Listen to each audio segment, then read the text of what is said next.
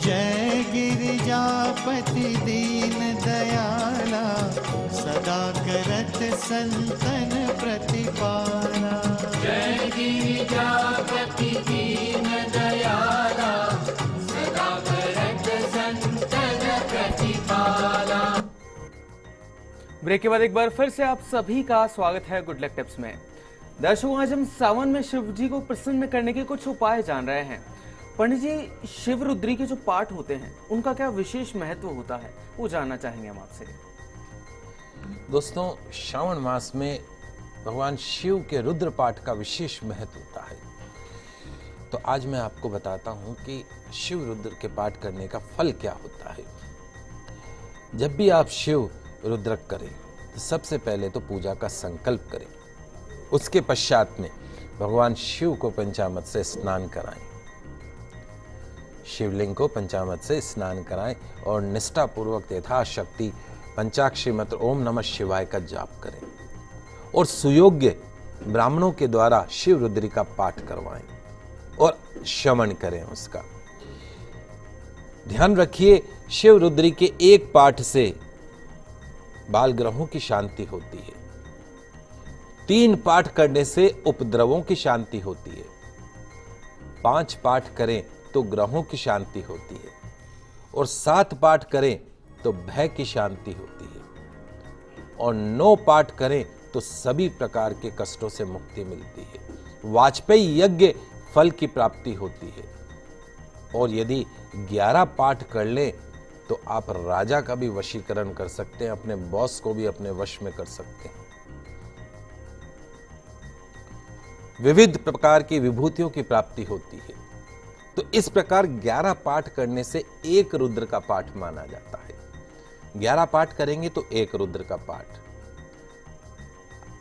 तो 3 रुद्र पाठ यदि आप करते हैं तो कामना की सिद्धि होती है, शत्रुओं का नाश होता है।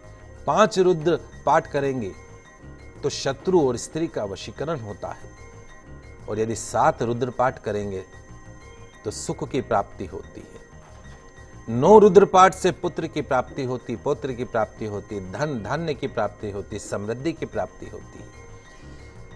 इस प्रकार 9 रुद्रों से एक महारुद्र का फल प्राप्त होता है।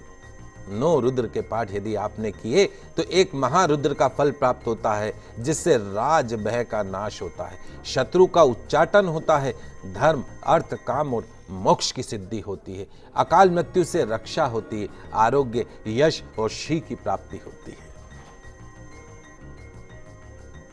तो एक महारुद्र से इतना, तो 3 महारुद्रों, अगर 3 महारुद्र के पाठ करा लिए जाएं तो असाध्य कार्य की भी सिद्धि हो जाती, असंभव भी संभव में बदल जाता है।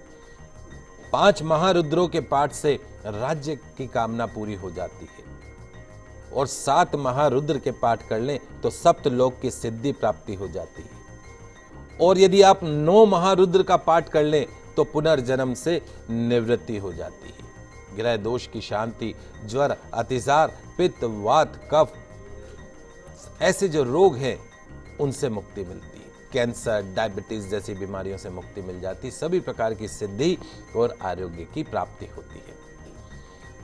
दर्शकों, अगर आप इस सावन मास में शिव जी की कृपा प्राप्त करना चाहते हैं तो चलिए पंडित जी से उससे संबंधित कुछ उपाय भी जान लेते हैं।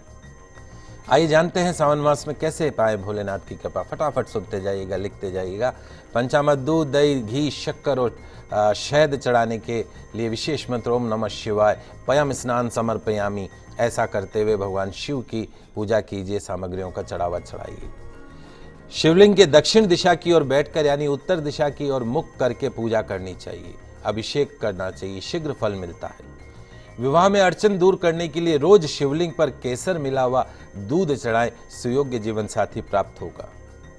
धन प्राप्ति के लिए सावन मास में किसी नदी या तालाब के पास जाकर आटे की गोलियां मछलियों को खिलाएं रोजाना, धन की प्राप्ति होगी। सुख समृद्धि की प्राप्ति के लिए नंदी यानी बैल को पूरे सावन मास में हरा चारा और गुड़ खिलाएं, निश्चित तौर पे फाइनेंशियल क्राइसिस दूर होगी।